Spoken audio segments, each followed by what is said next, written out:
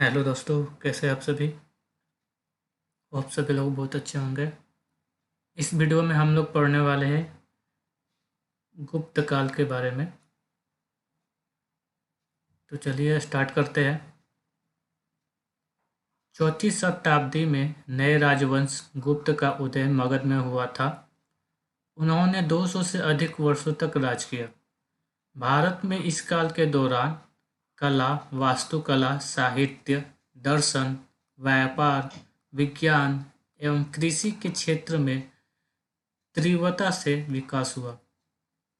इसलिए गुप्त काल को प्राचीन भारत के शास्त्रीय युग या स्वर्ण युग के रूप में भी जाना जाता है।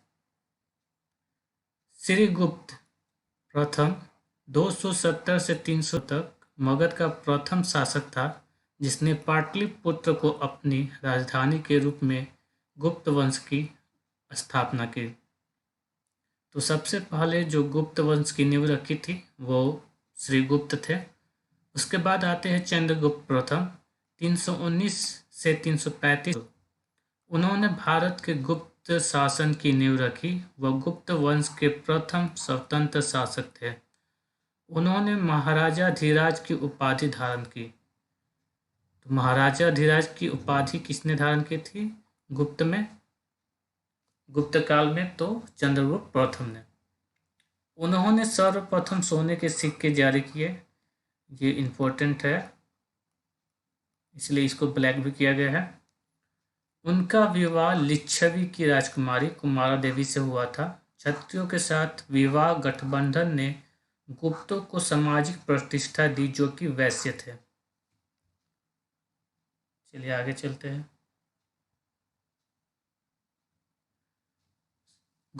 चंद्रगुप्त प्रथम के बाद समुद्रगुप्त आते हैं। समुद्रगुप्त 335 ईसा से 350 राज किया था।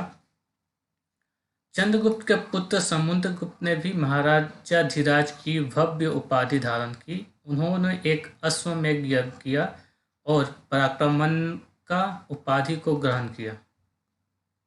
वह सदैव युद्ध और विजय की नीति में विश्वास करते थे, इसलिए इतिहासकार विसेंट ए स्मिथ द्वारा उन्हें भारत के नेपोलियन के रूप में वर्णित किया गया है।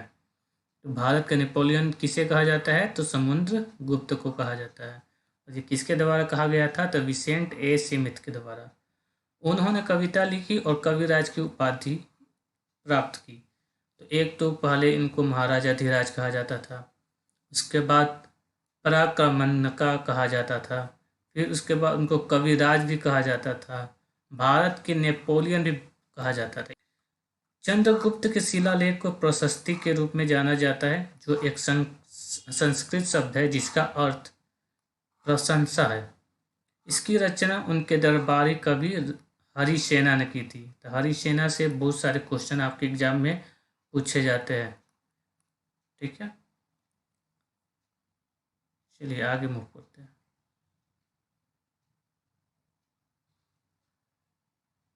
प्रशस्ति में कवि ने राजा की प्रशंसा इस प्रकार की। योद्धा, एक राजा जिसने युद्धों में जीत हासिल की। कवियों में सर्वश्रेष्ठ, उसे देवताओं के बराबर बताया गया।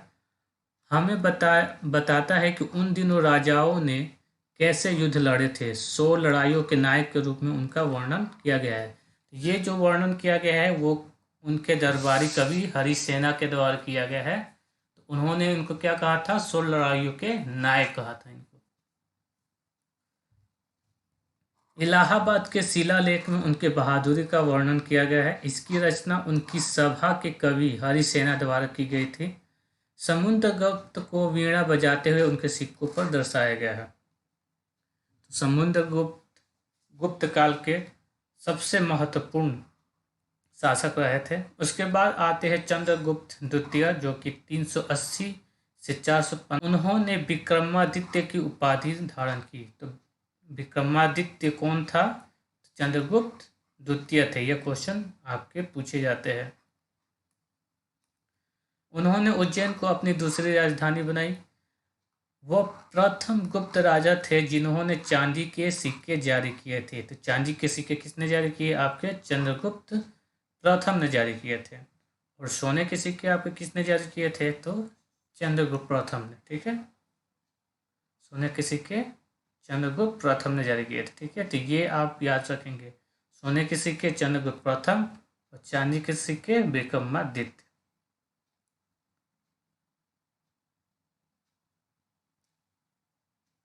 महिरौली में लोहे के खंभे और उत्कीर्ण शिलालेख उनकी विजय का विवरण देते हैं। इस स्तंभ में फास्फोरस को मिलाने से 15 शताब्दियों से इसमें जंग इकट्ठा नहीं हुई।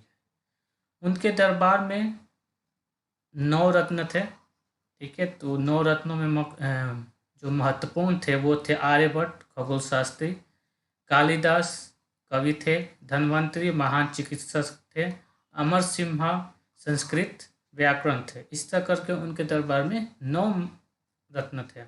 किसके शासनकाल में? तो चंद्रगुप्त द्वितीय, जिसको विक्रमादित्य भी कहा जाता है। तो ये क्वेश्चन आ जाता है कि 9 रत्न किसके शासनकाल में थे? तो चंद्रगुप्त द्वितीय या फिर विक्रमादित्य। ऑप्शन में आपका आ जाएगा चंद्रगुप्त द्वितीय या फिर विक्रमादित्य, दोनों में से कोई एक ऑप्शन आपका रहता है। कालिदास ने अभिज्ञान शाकुंतलम, जो कि दुष्यंत और शकुंतला के बीच प्रेम की कहानी थी, उन्होंने लिखी। उसके बाद उन्होंने कुमार संभव और मेघदूत जैसे प्रसिद्ध नाटक लिखे। तो कालिदास ने बहुत सारी आपकी नाटक लिखे थे, उसमें से ये सारे महत्वपूर्ण हैं। अब इससे रिलेटेड आप एग्जामिनेशन में भी पूछे जाते हैं। बहुत बार बहुत सारे एग्जामिनेशन में मेघदूत किसने लिखा था, ये क्वेश्चन आ चुका है। तो ये बहुत इंपॉर्टेंट क्वेश्चन है। आगे, आर्यभट्ट ने जीरो संख्या और पीआई के मान की खोज की। उन्होंने आर्यभट्टीय और सूर्य सिद्धांत लिखा। उन्होंने कहा कि पृथ्वी समतल नहीं है और यह अपनी धुरी पर घूमती है, और यह भी कि यह सूर्य के चारों ओर घूमती है। उन्होंने पृथ्वी और सूरज के बीच की दूरी भी बताई, जो उल्लेखनीय रूप से वास्तविक मूल के करीब है। उन्होंने ज्यामिति, खगोल विज्ञान, गणित और त्रिकोणमिति पर लिखा। तो आर्यभट्ट ने जीरो संख्या के मान के बारे में, पीआई के मान के बारे में खोज की थी। इसके अलावा वो 380 ईसा पूर्व ही बता दिए थे कि पृथ्वी जो है वो अपनी धुरी पर घूमती है, ना कि सूर्य पृथ्वी के चारों ओर घूमता है। ठीक है, और सूर्य और पृथ्वी के बीच जो उन्होंने दूरी बताई थी, वो आज की जो साइंटिस्ट ने जो दूरी निकाली है वो एग्जैक्टली मिलती जुलती है। तो आप सोच सकते हैं कि आर्यभट्ट कितने महान आपके वैज्ञानिक थे उस समय के। 380 ईसा पूर्व पहले की बात है ये। तो हमारे भारत में बहुत महान महान लोग हुए हैं। आगे चलिए, अमर सिंह ने संस्कृत के एक शब्दकोश की रचना की, जिसे अमर कोश कहा जाता है। भारत में पहला यात्री फाहियन चंद्रगुप्त के शासनकाल में भारत आया था। उन्होंने एक पुस्तक घोको की लिखी, जो चंद्रगुप्त विक्रमादित्य के शासन पर प्रकाश डालती है। उन्होंने उल्लेख किया कि मगध के शहर गंगा के मैदान के क्षेत्र में सबसे बड़े थे तथा इसे मध्य भारत कहते थे। उन्होंने लिखा कि मगध गुप्त साम्राज्य का शक्ति केंद्र शहरों और उसके समृद्ध लोगों से भरा था। तो गुप्त काल में मगध जो था, मगध जो कि बिहार में था, आज के बिहार में था, उस समय का सबसे समृद्ध आपका राज्य हुआ करता था, क्योंकि वो चंद्रगुप्त मौर्य, गुप्त काल, ये सारे जो आपकी जो शासन थे वो मौर्य सम्राट मगध से ही शुरू हुए थे।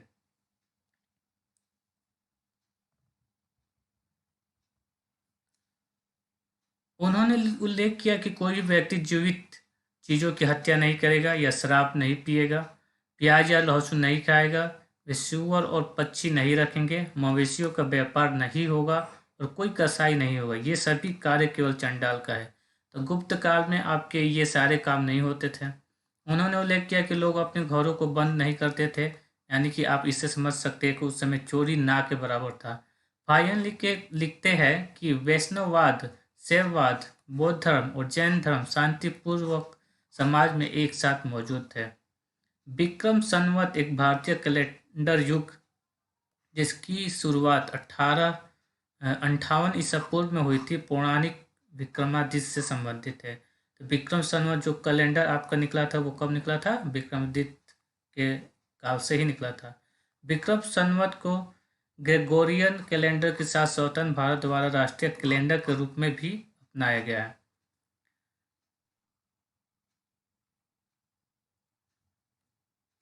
नेक्स्ट हमारे है कुमारगुप्त। कुमारगुप्त 415 से 455 थे। उन्होंने महेंद्रादित्य की उपाधि ग्रहण की। उन्होंने भगवान कार्तिकेय की पूजा करने की अवधारणा प्रस्तुत की। नालंदा विश्वविद्यालय का निर्माण उनके काल में हुआ था। तो नालंदा जो उस समय का सबसे प्रसिद्ध विश्वविद्यालय था, उस किसने निर्माण कराया था उसका? कुमारगुप्त ने कराया था। ठीक है, जो कि 415 से 400 ईसा पूर्व था। उसके बाद जो राजा बने वो स्कंदगुप्त थे। स्कंदगुप्त 455 से 467 सबसे बड़े गुप्त शासक थे। उन्होंने तीतरो, परम भट्टारक, परम देवता, महाराजाधिराज आदि उपाधि को ग्रहण किया। उन्होंने हुणों के आक्रमण का सफलतापूर्वक प्रतिरोध किया।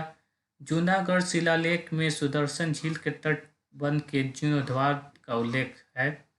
भीतरी शिलालेख स्कंदगुप्त के शासन का ब्यौरा रखता है। उन्होंने सिंह प्रकार के सिक्के जारी किए। स्कंदगुप्त के पास पूर्वगुप्त ने सिंहासन पर अधिकार किया।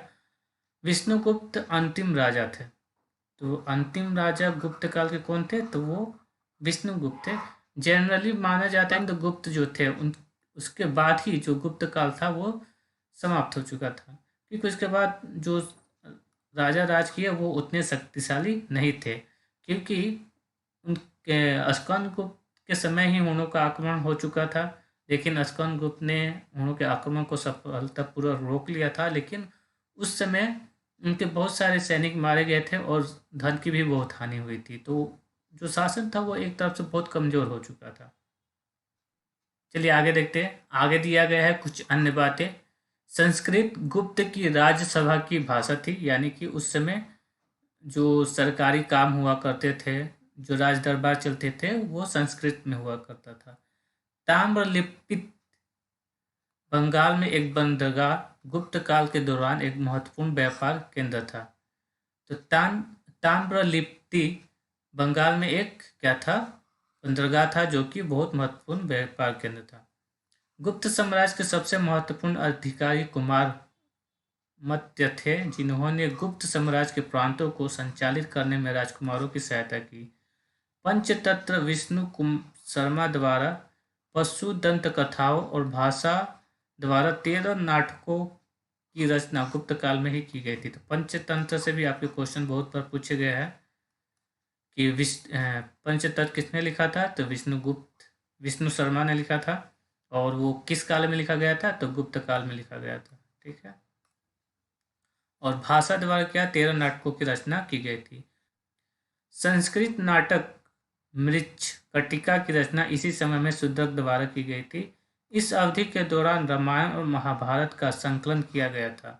गुप्त काल के दौरान शून्य और दशमलव प्रणाली का उपयोग शुरू किया गया था। इलाहाबाद से 5वीं शताब्दी ईस्वी के एक गुप्त शिलालेख से पता चलता है कि दशमलव प्रणाली भारत में प्रचलित थी, यानी कि 5वीं शताब्दी। आप सोच सकते हैं 5वीं शताब्दी में ही हम लोग के भारत में दशमलव प्रणाली चली आ रही है।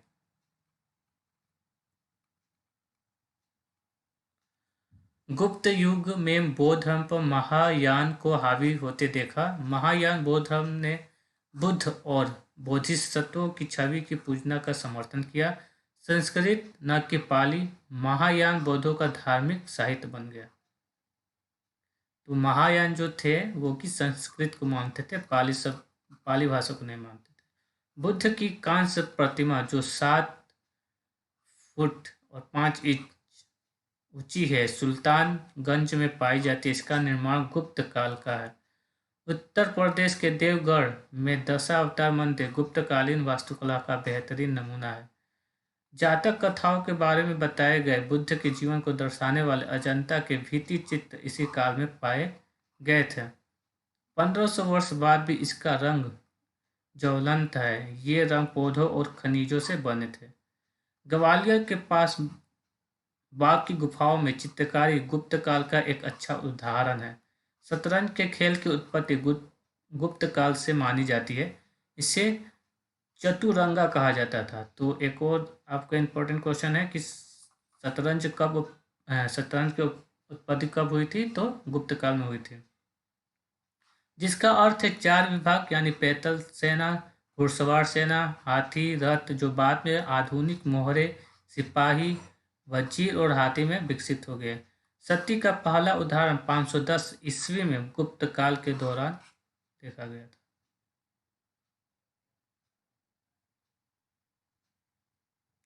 तो ये था आपका ऑल अबाउट